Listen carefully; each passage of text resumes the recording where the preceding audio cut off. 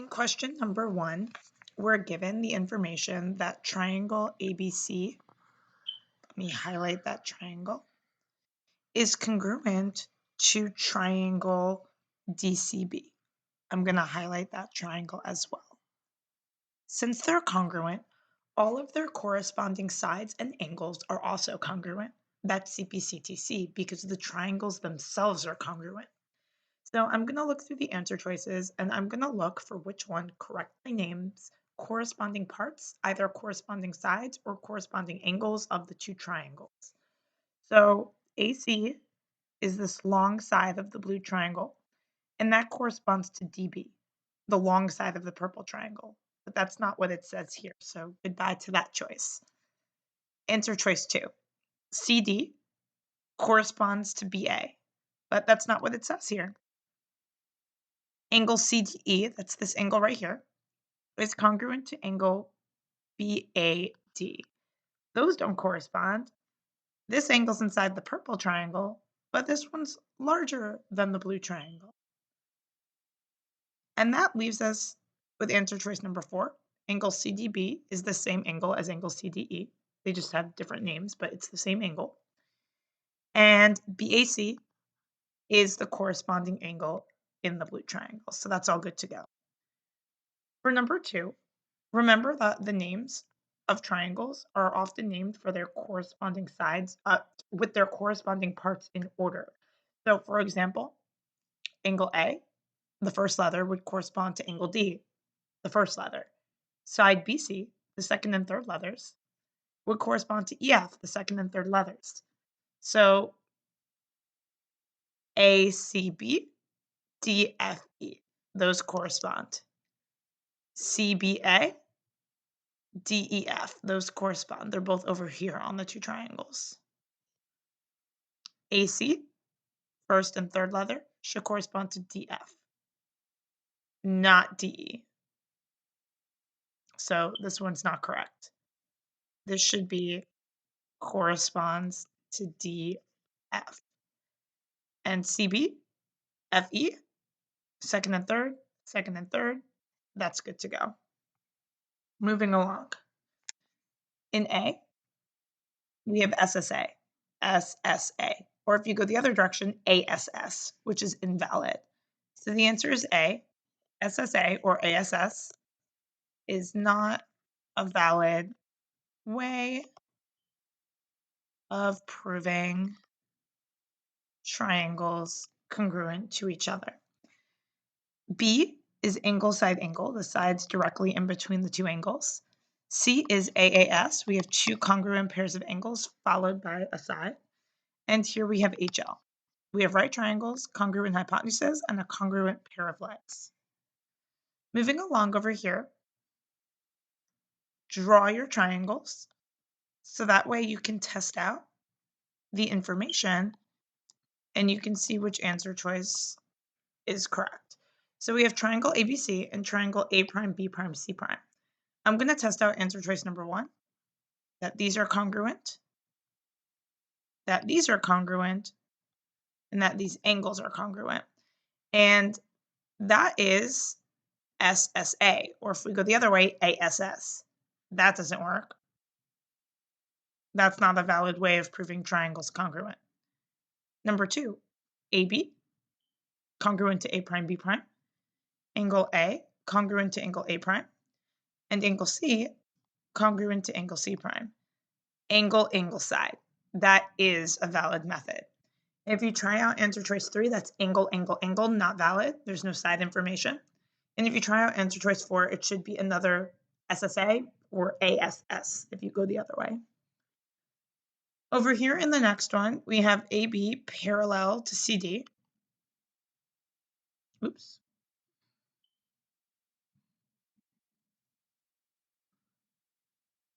If I highlight my parallel lines and my transversal, we see our letter Z.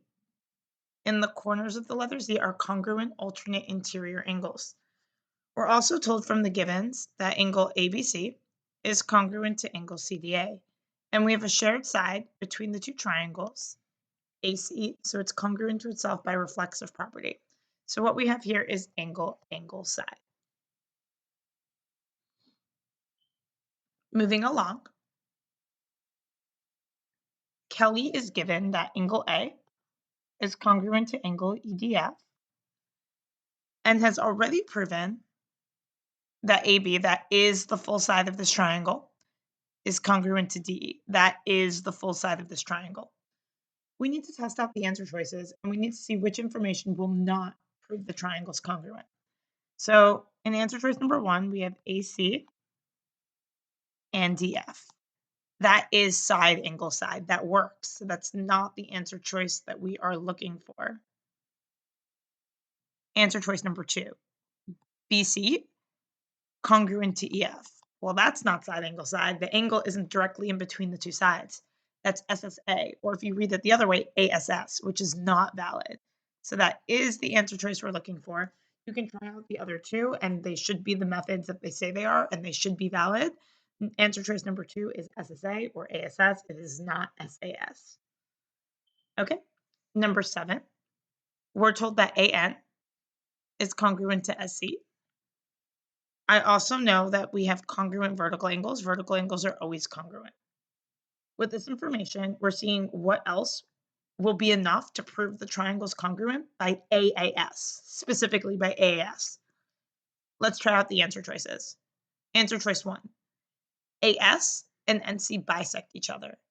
That means AS will be split equally and NC will be split equally. Yeah, that's not angle side. That might be SSS, but that's not angle side. So that's not the choice we're looking for. We don't have 2 pairs of angles from that information. It specifically says AAS.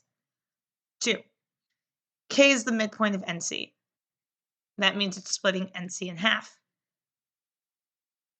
That's SSA or ASS. That's not enough information to even prove them congruent at all. So we're going to get rid of that. AS is perpendicular to CN. That means they would intersect to form right angles. That means this would be a right angle and this would be a right angle. That doesn't change anything because we already know those angles are congruent from the vertical angles. Still not enough information to prove them congruent. And then finally, AN parallel to SC. We have parallel lines cut by a transversal. Notice the letter Z. And we have our congruent alternate interior angles, and that's angle side. Okay. For the next one, I'm going to have to make this diagram bigger because there's a lot going on in a small diagram. There we go. We're told that BC is congruent to BA. So already I see an isosceles triangle, 2 equal sides. The angles opposite those congruent sides will also be congruent. Just filling that in, that probably will help me later on. In triangle DAB, this triangle on the left, we know angle D is X. We know angle DAB is 5X minus 30. And we know DBA, the angle, is 3X minus 60. And we know that altogether, all 3 angles of any triangle add to 180 degrees. So X plus 5X minus 30 plus 3X minus 60, all the angles together of that triangle, need to add up to 180. So that would be 4X, 9X minus 90 is equal to 180. 9X is equal to 270. So X is equal to 30. So I'm just going to replace. That's 30 degrees. That is 5 times 30 is 150. Minus 30 is 120.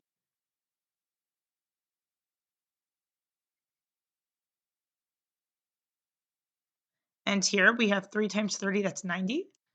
Minus 60 is 30.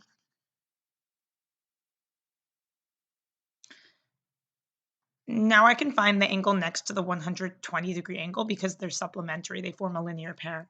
So this angle over here is 60 degrees. And that's helpful because that means this angle is 60 degrees. And guess what? Since all 3 angles of any triangle add up to 180, 60 plus 60 is 120. This angle has no choice but to also be 60. And that's helpful because now we see we have an equilateral triangle. If there are 3 equal angles, that means there are 3 equal sides. So now when I have to find the side measurement, that's going to help me because I know all 3 sides are equal. They also tell me in the givens that this side over here, AB, is represented as 6y minus 8. And this side over here is represented as 4y minus 2. So we're going to set them equal to each other. We have 2y is equal to 6.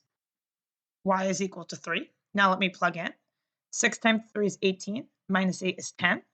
All the sides are the same, so all the sides are 10. That means AC is 10 as well. And that means this side over here is 10. So I'm just going to make this a little more clear. And notice how in this triangle DAB, we had 2 equal angles, the 30-degree angles. And remember that when we have equal angles in a triangle, the equal sides are across, opposite from those equal angles. So opposite from this equal angle would be the side 10, and opposite from this equal angle would be the side DA. So if opposite from this 30-degree angle is 10, opposite from this 30-degree angle also has to be 10 because equal angles have equal sides opposite from them. So that means the whole DC needs to be 20. And that's the answer to this question.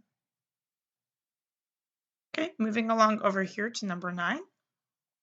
We know that we have isosceles triangles. So isosceles.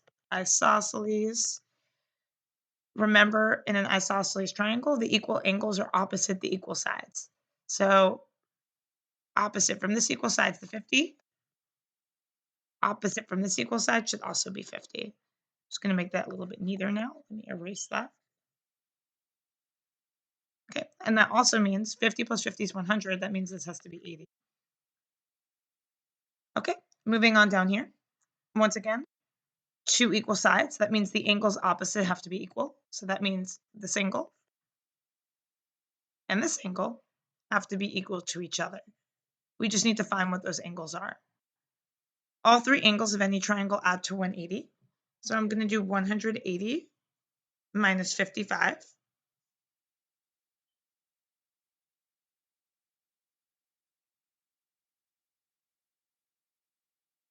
And that's 125.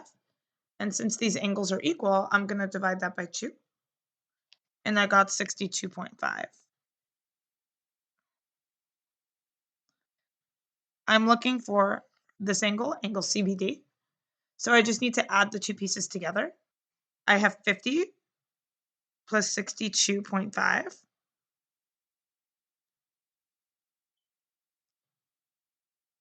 Ooh, I messed up this question. Time to backtrack.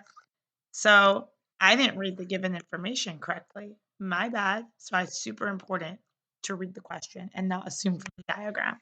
Good thing I caught myself there. So in this isosceles triangle, AB is congruent to AC.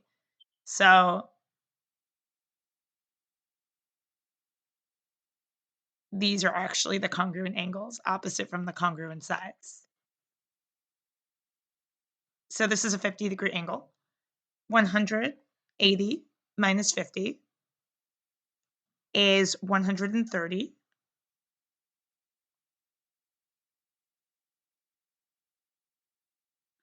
And if I cut that in half, divide that by 2, I get that each of these angles is 65 degrees. Now on this triangle, let me double check what the equal sides are. So the equal sides of this triangle I had wrong as well. It's AB and BD. So let's look opposite from those equal sides for the equal angles.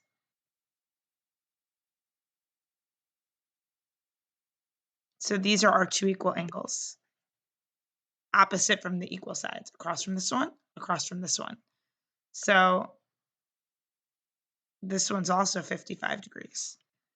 And 55 plus 55 is 110. So that means this angle has to be 70. So now if we put the pieces together, 65 plus 70, we get 135 degrees for the angle measurement. So once again, make sure you read the question carefully, unlike me, and don't trust the diagram because even though it looked like those would be the two equal sides, they weren't from the given information. Okay, let me zoom this out a little bit. Probably a little bit more would be good. There we go. Okay, so I'm going to mark the given information in my diagram. So PR is congruent to PS.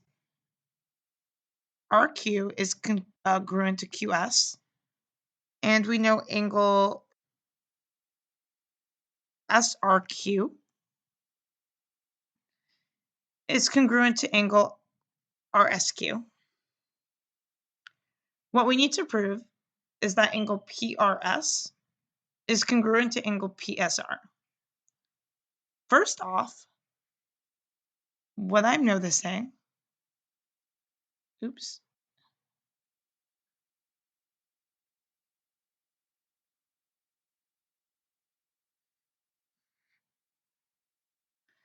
is that I have enough information to prove these two big blue triangles congruent.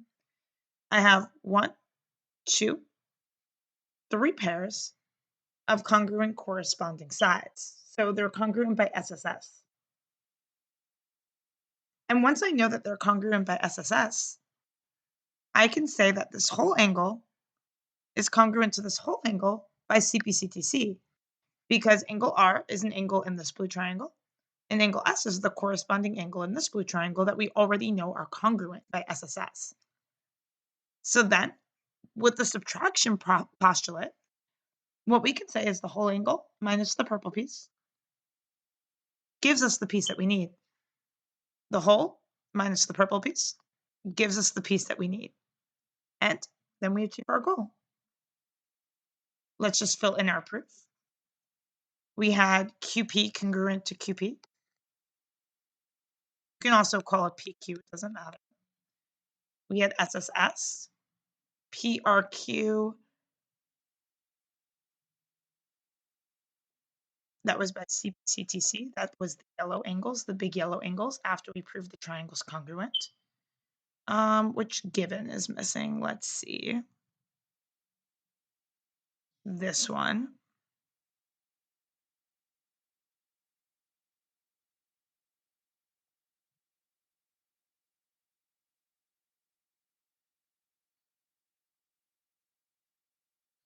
Okay. And now our subtraction. So the yellow angle, and sorry, I'm writing in yellow. I'm just going to call it angle R because that's easiest. You can call it PRQ, but I'm just going to call it angle R because it's this whole big angle minus the purple piece, which was SRQ. And then we had the whole angle over here, that's angle S. Once again, you could also call it angle PSQ. That's the same thing, but we're talking about the whole big angle, so there's no confusion. Minus the purple piece, which is RSQ. Okay, and then when you do the subtraction, you're left over with the green piece of the angle, which is PRS and PSR, and that's by substitution because the subtraction leaves you over with these two angles. So you're replacing the subtraction with what it actually leaves you over with. Okay, next one, number 11, we have some overlapping triangles here. We need to prove angle B congruent to angle E. So I'm going to be focusing on the big blue triangle and the big red triangle because those triangles have B and E as their angles. These are overlapping triangles, so we really should draw them separately.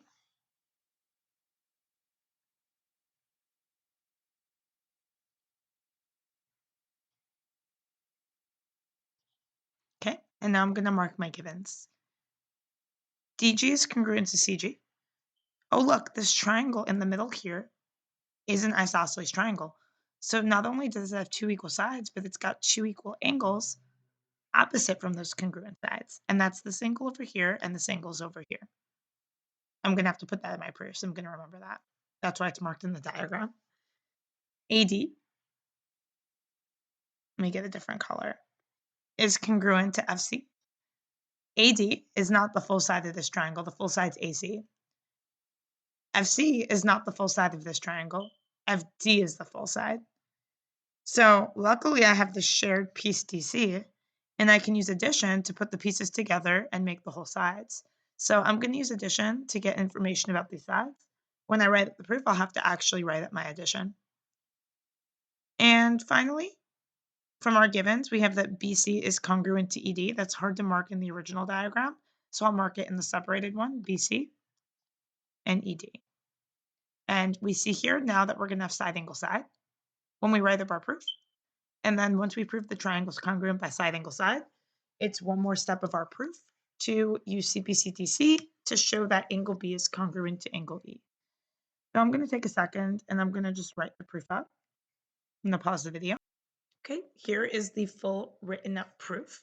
Notice how everything that we put in the diagram is in the proof, including the congruent angles in black that we got from the base angle theorem. If two sides of a triangle are congruent, then the opposite angles are congruent. Notice how that's fully written out. No base angle theorem, no BAT. Our reflexive property, which is necessary for the addition. The addition's written out. AD plus DC gives you AC. FC plus CD gives you FD. And then our triangles being congruent by SAS. And then finally, the corresponding angles B and E also congruent by CPCTC after we first prove the triangles themselves congruent. Number 12. AB is perpendicular to BC. That means they form a right angle where they intersect. DE is perpendicular to EF. That means they form a right angle where they intersect. BC is parallel to FE. Here's BC, here's FE. I'm going to just highlight, like I always do, my parallel lines and my transversal. And look, I already see a letter Z. So I already know I have congruent alternate interior angles here. AB is congruent to DE. And that's all my given information. But that's enough because now I know the triangles are congruent. I have angle, angle, side. And then it's one more step to prove corresponding sides AC and FD also congruent by CPCTC. Notice here how AC is the full side of the triangle. Don't get confused by the diagram. And DF or FD is the full side of the triangle. So no subtraction or addition necessary. Once you prove the triangle's congruent, you can prove sides AC and FD congruent because those are the full sides of those congruent triangles. Okay, I'm going to write up the proof. Let me pause the video and then I'll unpause it. And here is the full written up proof. Notice how you do need to state in your proof how you know that you have right angles, and that's from the perpendicular lines in the givens that form right angles. And then you do need to state that the right angles are congruent because that's a pair of congruent angles, an A, that you're using for AAS when you ultimately prove the triangle's congruent. I also mentioned the alternate interior angles, that the triangles are congruent to the AAS. And then our last step, proving that the corresponding sides, AC and FD, are also congruent by CPCTC. Okay, we have one more question over here.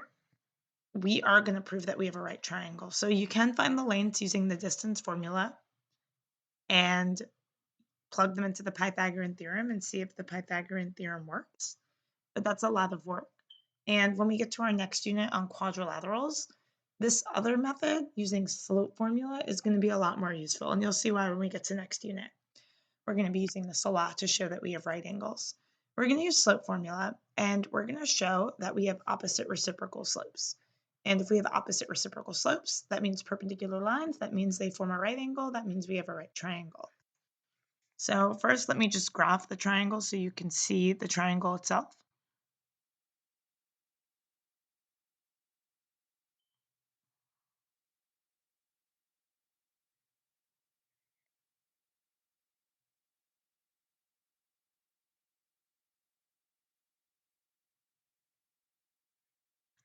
Okay, so we don't trust diagrams, but it looks to me that RS and ST are going to be the perpendicular sides, the ones that form the right angle.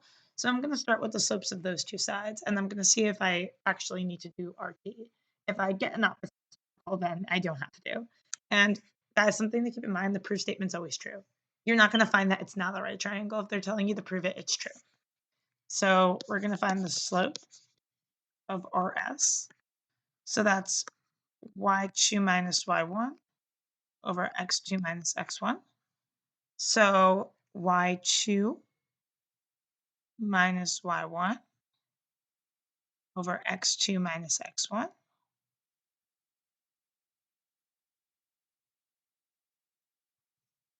Okay. Now we need the slope of ST. Same formula. Y2 minus y1 over x2 minus x1.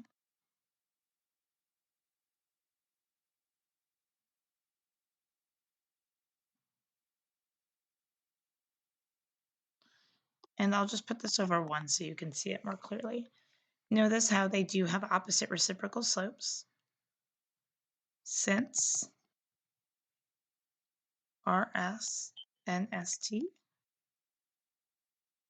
have opposite reciprocal slopes, they are perpendicular and form a right angle. So triangle RST is a right triangle. That would be my concluding statement. It explains what my calculation showed and what I proved with my calculations, which is that we have a right triangle and why. So basically, what did you just show with all your work? And this would be a full credit response. Yes, you do need a concluding statement in order to get full credit on a coordinate proof. And that's the end of the review sheet.